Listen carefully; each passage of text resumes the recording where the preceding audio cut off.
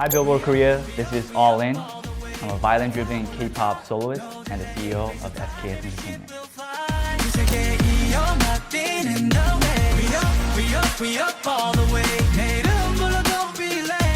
Yeah, first, thank you for having me here, Billboard Korea. It's really unreal. It's like a dream come true for me.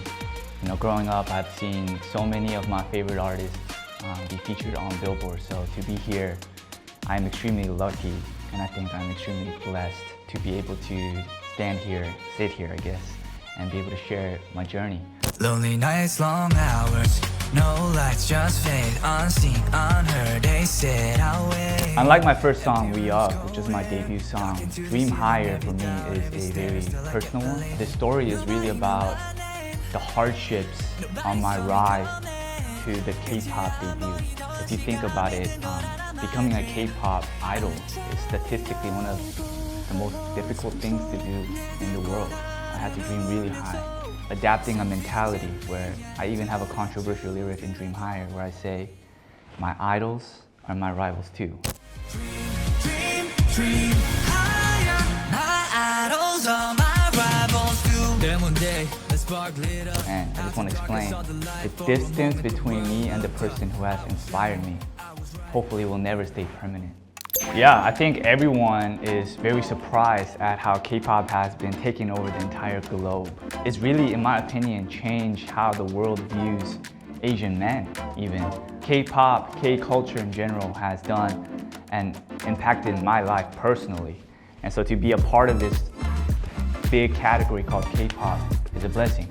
And I think when you kind of break down what K-pop is, I think the category of K-pop can live within many different lanes of genres, whether that's hip-hop. If you look at one of the trending songs recently, 80s is Bad. I might be wrong, but I do believe there's elements of like Brazilian funk in there. If you look at, YG artists, they have a very strong hip-hop background. And so my point is, in order for K-pop to become K-pop, it requires a lot of different elements to come together, whether it's styling, the choreography, right, the music, and who your team is behind you to make all of this come together. And so similarly, in orchestra, you have to work with the conductor. There's violinists, there's violists, there's cellists, there's bassists. If you're in a symphony, there's other instruments. And so when you put all of these things together, I think K-pop and violin are very similar in nature, but I'm here to prove that violin, which people mostly think is classic, can live in every single genre. And the best genre to do that in is K-pop. So that's what I'm here to do as All In. Yeah, I think the one lesson I've learned from being a violinist is that when you put in enough hours into something, you can start to get good at it. And I think there is a joy that you find when you start becoming good at something. And so there's a very famous line most people use where practice makes perfect, right? Repetition is key. And so I've been able to apply this ideology to whatever I did in life, especially coming back to K-pop, right? Whether that's learning how to dance, learning how to sing, learning to produce music, and in my case, also spending time to learn every aspect of the entertainment business.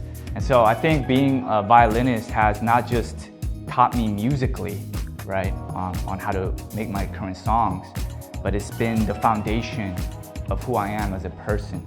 I think K-pop and actually the violin world share very overlapping traits that are good for anyone, right, and as a human. And so I think I'm very excited to put these two things together and see what can come out of it. Lonely nights.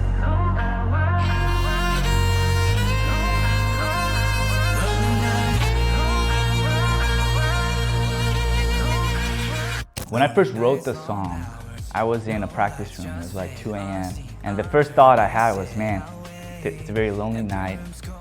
It's been long hours of practicing to just get back on this journey.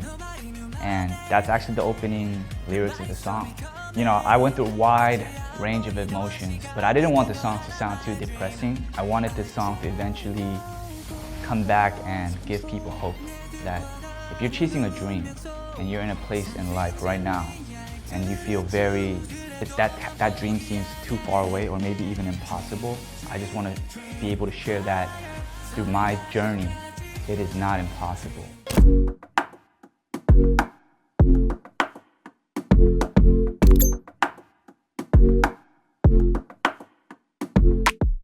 This is really tough. But as you know from my name, All In, the English meaning of my artist name is my mentality, where I'm going all in.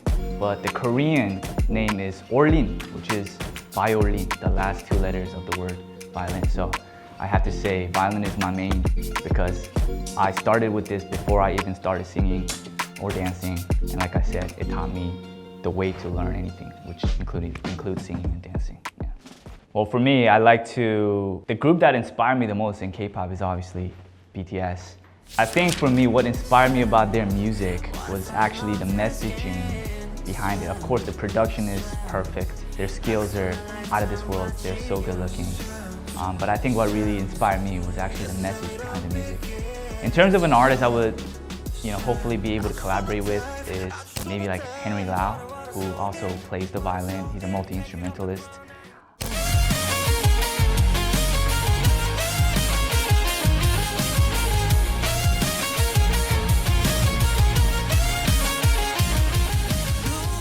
For those of you guys watching my interview right now, it really took a lot of work, a lot of sacrifice, a lot of downfall, and a lot of moments where the storm will pass. The doors that closed on you, there will be another door that opens for you.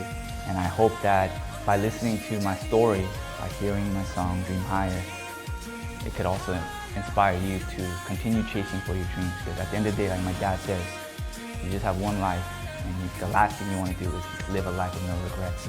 And so give it the best you can within the realms of everything you can control. Don't focus on other things. Don't focus on the outside noise. Hopefully you can have a life worth living, or you can even achieve your dreams, your wildest dreams. So go for it.